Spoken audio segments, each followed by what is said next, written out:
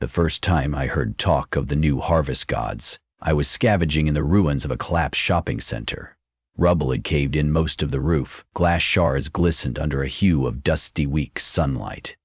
I was bending low, sifting through the debris in hopes of finding a stray can of beans or any package that might somehow have gone unnoticed by the countless desperate looters before me. A noise rattled from somewhere in the rear footsteps, then a hush of voices, and I shrank back behind a toppled vending machine. Two men appeared. Their clothes were little more than rags, shoulders stooped like withered trees. Their faces bore an unhealthy pallor I recognized as hunger. I could barely swallow from fear, but I forced myself to remain silent. They passed by without noticing me. Just when I believed I could breathe again, I caught a snippet of their conversation. "This place is picked clean," one said, voice trembling with frustration. "We should go back to the others. The next offering is tonight, and everyone hates being late." The other nodded vigorously. "The harvest gods won't bless us if we're missing. The high priest said we have to be united." They disappeared deeper into the building, rummaging among the wreckage for scraps. I stayed crouched until I was sure they'd gone, but I couldn't shake off the chill that spread across my skin at the mention of these so-called harvest gods. Word on the street was that a new cult had risen, large enough to command fear. Returning to the campsite was a tense walk along a ravaged highway, littered with the shells of vehicles and the skeletons of roads that once connected lush farmland to thriving city. The famine had started so unexpectedly, crops failing, livestock turning sickly and dying off in droves. Massive storms and unstoppable blights decimated farmland across the globe. Now desperation stained every horizon. Rumors of cannibalistic cults had circulated for months, but I tried to dismiss them as sensational nightmares. Yet the men I had overheard convinced me otherwise. The ancient overpass cast a pool of shade, where I found Rin, my only companion in these desolate times. When I'd left her a few hours before to search the old shopping center, she'd been lying on a twisted cot, picking at the frayed edges of a blanket. Now she paced anxiously at the edge of our crude shelter. Ren's short, wiry frame carried scars from old encounters, a jagged slash across her left palm where she had tried to defend me from a man who once threatened us with a broken bottle, and a faint burn mark on her forearm from a kitchen fire back in the days when we still had a semblance of normal life. We'd been traveling together since the famine began. She hurried toward me. "I got worried," she said, glancing over my shoulder. "Did you see anything?" "Not much," I said, "just a couple of scavengers." "They didn't find anything either." I hesitated. "They mentioned something about an offering, some kind of ritual." Rin's face darkened with concern. "So they're real," she said softly. "The rumors. Cannibalistic groups, worshipping their twisted idea of a harvest?" I stared into the distance, picturing the two men's ragged desperation. "We'd better be careful. If they're nearby, they might be scouting for unwilling participants."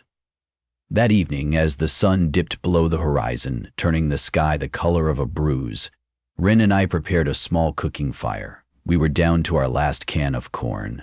The commodity was so rare that I almost felt like we were about to consume a meal fit for kings. But Rin had lost too much weight. I could see her ribs beneath her tattered shirt, and her eyes had a feverish shine. So we shared the meager contents silently, each of us wanting to preserve the other's share and yet desperate to fill the hollow gnawing in our bellies. The wind carried voices. It was subtle at first, a rhythmic, chant-like sound that rose and fell, carried on the night air. I scooted closer to Ren. "Do you hear that?" She nodded, leaning her head at an angle to catch more of the noise. "It's coming from somewhere down the road." We doused our fire, leaving only faint embers behind. If something dangerous lurked in the darkness, we didn't want to announce ourselves more than we already had with the fire's glow. We set off cautiously, stepping over chunks of concrete and weaving through abandoned cars. The chanting grew louder as we approached an old parking garage that rose from the dusty remains of a defunct industrial complex. Flickers of light illuminated the interior, dancing across rebar and broken walls. Inside, half a dozen people stood in a circle. They wore makeshift robes sewn from blankets, tarps, and anything else that could be stitched together into an approximation of ceremonial attire. In the center of their circle, a small wooden crate was draped with blood-stained fabric. The metallic stench was overwhelming, and my stomach twisted in protest. Though empty as it was, it could barely contain its revulsion. A man in the center, presumably their leader, lifted a crude sickle made from scrap metal. The group's chanting rose in intensity and crescendoed until he slammed the sickle onto the crate. The sound reverberated around the hollow concrete pillars. Then came the words, shouted in a hoarse voice. "Tonight, we honor the harvest lords, whose bounty we feast upon. May they deliver us from famine and grant us strength through flesh." My mind reeled, but at the same time I was paralyzed by a morbid curiosity. The others in the circle suddenly parted to reveal a figure bound and gagged, kneeling on the ground. The victim's eyes were wild with panic, tears cutting across the grime on his face. In a spasm of horror, I realized Rin was tensing beside me, as if she might rush forward. I grabbed her arm, pleading with my eyes. If we intervened, we'd be outnumbered, and there was nothing we could do. Her jaw clenched, tears forming at the corners of her eyes, but she remained still. We watched in sickened silence as the leader raised the improvised sickle. The chanting fell to a low hum, and he brought the weapon down.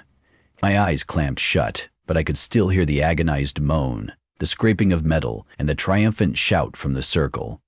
When I forced my gaze open again, the cultists had begun their macabre harvest, collecting blood in a battered tin cup.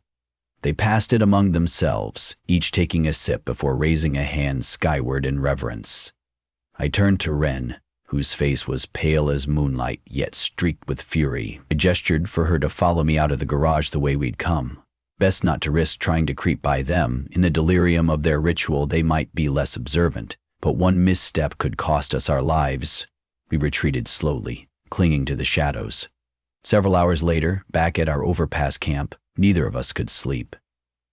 "We can't stay here," I whispered, voice shaking with thoughts of what we'd witnessed. "There could be more of them.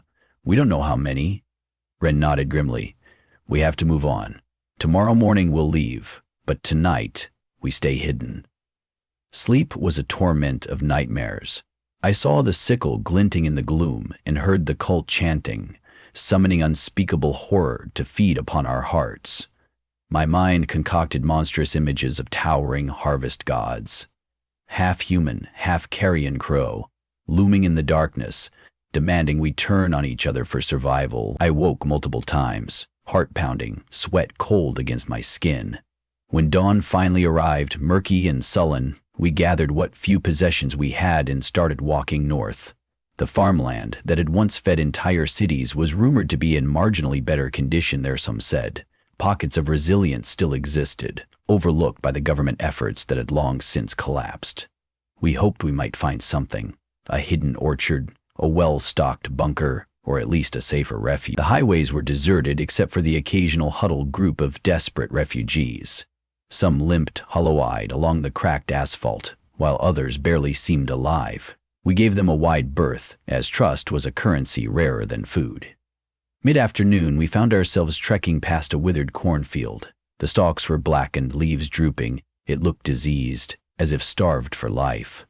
Ren reached out and snapped off a piece of dried husk. The brittle whisper of the stalks in the breeze held an almost mournful tone. "There was a time," she said quietly, as if speaking to the ghosts of that field, "when these crops fed entire families. No one worried about worshipping new gods." I nodded, wiping sweat and dust from my face. Now, they're feeding something else. An hour passed before we spotted a small patch of color amid the brown and gray monotony, an actual living, green vine hugging the husk of an old farmhouse. Rand's eyes flashed with desperate hope. We hurried closer, discovering the vine bore clusters of tiny, sour berries. Perhaps they were mutated from the same blight that had overtaken everything else, but they seemed edible at a glance. Our hunger was stronger than our caution. We started plucking them, staring them into our pockets, and devouring a handful on the spot despite the bitter taste. A sudden scraping sound startled us. We turned to see a figure stepping from the crumbling farmhouse door. A woman, slight in build, her hair shaved close to her scalp for efficiency. She had a rifle slung across her shoulder. Immediately, Ren and I froze in place. The woman didn't raise the weapon. Instead, she lifted an open palm in a gesture of caution and truce. "I'm not here to rob you," Gom said. She said, "You can keep whatever you found." We waited, measuring her words. When we didn't move, she sighed.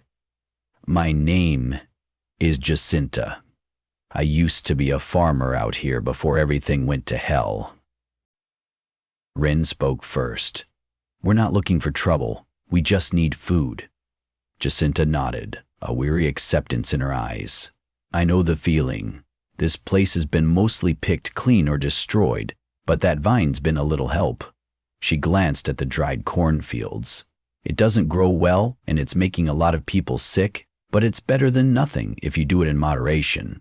Hope flickered across my face, but it faded. "The cult," I said abruptly, pressing the conversation to the concerns at the forefront of my mind. "Have you heard of them?" She let out a long breath. "I've heard more than I ever wanted to. The group you're talking about calls themselves the Disciples of the Harvest. They've been traveling through the region, kidnapping people if they can't recruit them." Her gaze lingered on the rifle. "I've managed to keep them at bay so far. They come in small groups, but rumor has it they've expanded. At least 3 new enclaves." Ren and I shared a glance of alarm. "We need to keep moving," I murmured. "But do we have a plan where to go? Is anywhere safe?" Jacinta shook her head. "If there's a truly safe place, I haven't found it. I stay because I know the land, and I know how to hide if they come around. But if you mean to pass through, I suggest heading to the old municipal reservoir to the northeast. There's talk that a group of survivors is trying to rebuild farmland. They might welcome extra hands. Just be wary of who you trust on the way." Her kindness, reluctant but genuine, was the first decency we'd experienced in a long time. We thanked her, leaving with a small stash of berries in exchange for a battered flashlight we'd scavenged earlier. "They'll do you more good," I said as I handed her the flashlight. "We can get by without it for a while." She nodded in gratitude, the corners of her mouth barely curling into the ghost of a smile. We made our way northeast, forging through patches of parched land and dodging half-flooded roads where broken dams had spilled water into fields that could no longer soak it up. Our perseverance was driven by the single hope that somewhere, somehow, we could find stability. But the image of the cult's ceremony at the parking garage refused to leave me. The sickle, the chanting, the horrifying feast. If such horrors replicated across the land, how many more groups would adopt the same bloody creed? 3 days later, we found a small cluster of crumbling outbuildings near an overgrown stretch of farmland. The municipal reservoir was supposed to be north of here, but our mental maps were unreliable and the road signs had been torn down or used as scrap. By then, we'd run out of berries and were faint with hunger. Each step felt like pushing against a tide. Our throats were parched. The not-so-distant memory of the cult's grisly feast gnawed at our morale, blackening any flicker of optimism. We approached one of the outbuildings, half hoping to find shelter and half bracing for danger. A rotting wooden sign above the door read "Maintenance Shed." Slipping inside, we found broken tools, rodent nests, the musty smell of a place long abandoned. At least it had a roof, if not much else. Ren collapsed in a corner, leaning her back against the wall. "I can't keep going," she whispered. "Let me rest here for a bit."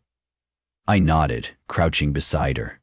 We were both covered in dust, our lips cracked from dehydration. Outside, thunder rumbled. Storms had become frequent, though they rarely brought enough gentle rain to save the crops. Large floods and destructive winds were more common.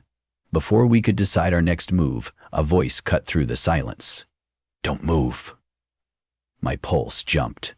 I raised my hands, slowly turning to see a young man.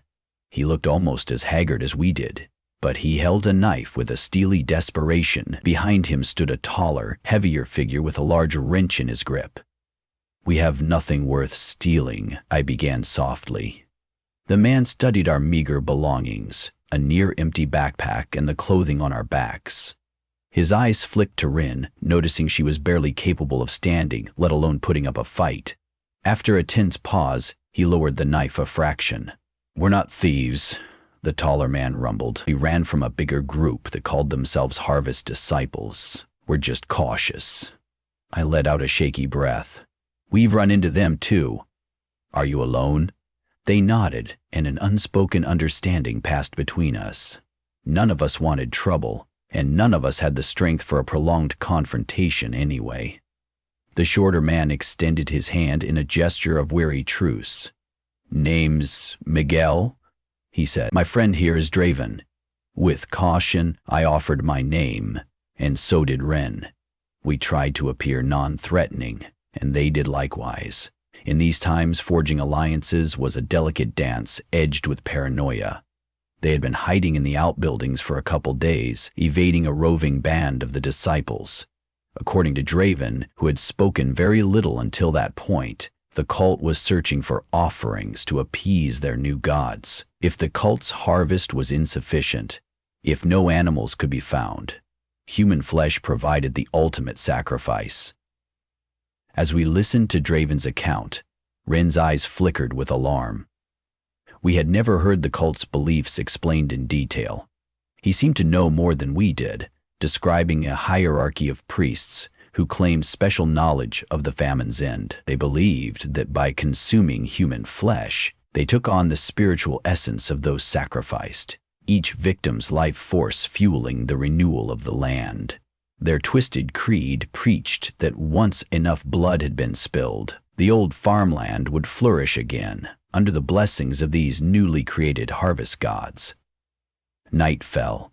Rainstorms hammered the roof in erratic bursts. Holes in the ceiling let in rivulets of water that dripped down the walls. We huddled in the driest corner, the four of us together for mutual protection rather than any deep trust. In the middle of the night, I jolted awake at a sound that seemed eerily familiar. Chanting. My chest tightened. Ren sat up too, eyes wide with terror. Miguel and Draven tensed. They found us, Miguel hissed. I scrambled to peer through a crack in the rusted tin door. Barely visible through the darkness, silhouettes of robed figures emerged in the clearing. Flickers of lightning illuminated them, revealing the unmistakable shapes of their patchwork ritual garments, more than a dozen. The leader's voice, rough yet resolute, rose above the wind. We call upon the harvest lords to feed upon the unworthy. We have tracked these sinners to fulfill tonight's offering. Lightning flashed again, and I saw the glint of metal blades. My stomach lurched. They must have been watching, stalking across the farmland for days, waiting to surround us. We had to move, and fast, but there was no safe exit. The outbuilding had a single door, and the side windows were broken and boarded from the outside. Ren staggered, grabbing at me for support. Draven and Miguel readied their knives, though fear flickered in their eyes. We were cornered.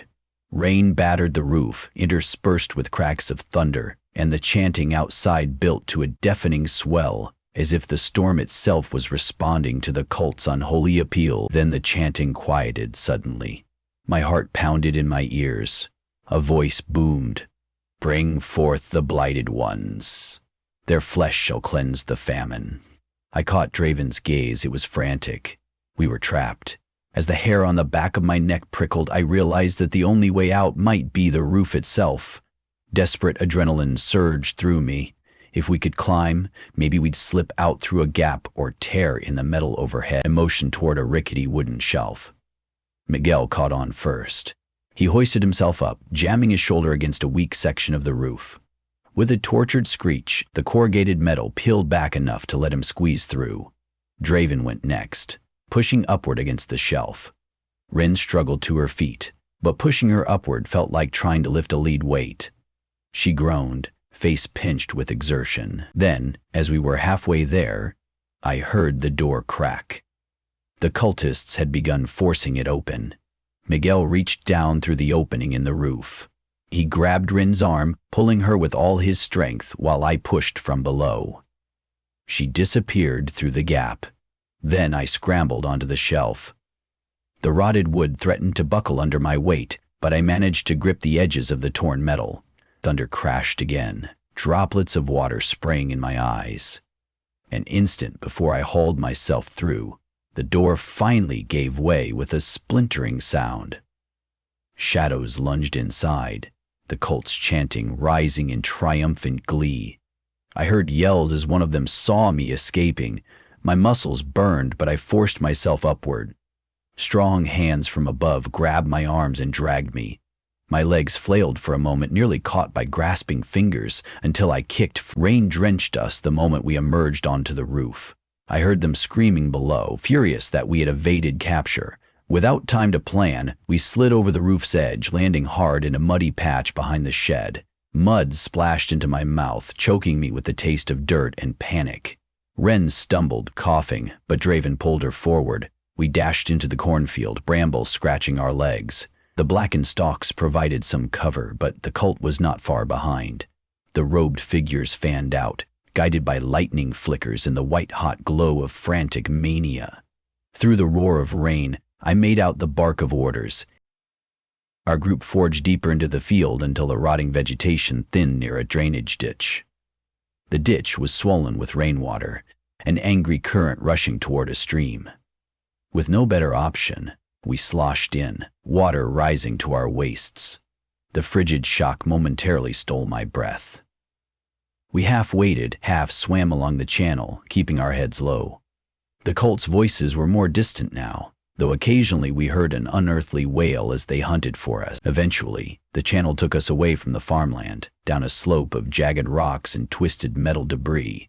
With the storm's force, the current threatened to suck us under. I clung to a piece of uprooted fence mesh, gasping. Wren nearly slipped beneath the surface, but Miguel grabbed her. We tumbled out onto a bank of stones. The water crashed on, swirling in muddy eddies. For several minutes, none of us spoke. We were soaked to the bone, shivering violently. Our limbs felt like lead. The cult's chanting was nowhere to be heard, either drowned out by the storm or lost to distance. At last, Draven exhaled, leaning back on his hands. "We got away," he murmured, almost in disbelief. "But they'll keep searching." Wren's voice was faint. She trembled with cold. On the far horizon, a crack in the clouds revealed a flicker of dawn's dim light. The storm gradually subsided to a steady drizzle. All around us stretched a battered landscape of twisted farmland, collapsed structures, and the endless evidence of humanity's downfall. What next? Surviving was an endless chain of days, each more harrowing than the last. Yet for a moment, a fragile sense of hope ignited in me. If there were people like Jacinta out there, or even this rumored settlement near the reservoir, then maybe not everyone had succumbed to the new cult's terror. Perhaps there remained pockets of resistance to the sickening practices we had witnessed. Maybe we weren't alone in wanting the old world back, or at least a future without enslaving ourselves to savage gods. Draven motioned us to follow him along the bank. "I heard the reservoir is close," he said. "More north. With a little luck, we can find shelter there before the disciples track us down." We trudged onward, forging a silent alliance as we climbed over battered remnants of a once thriving region. Hunger coiled in our bellies, but none of us wanted even to think of those robed figures and the horrors they used to quiet their own starvation. The memory of that circle, sipping from a tin cup of sacrificial blood, drove shudders through me.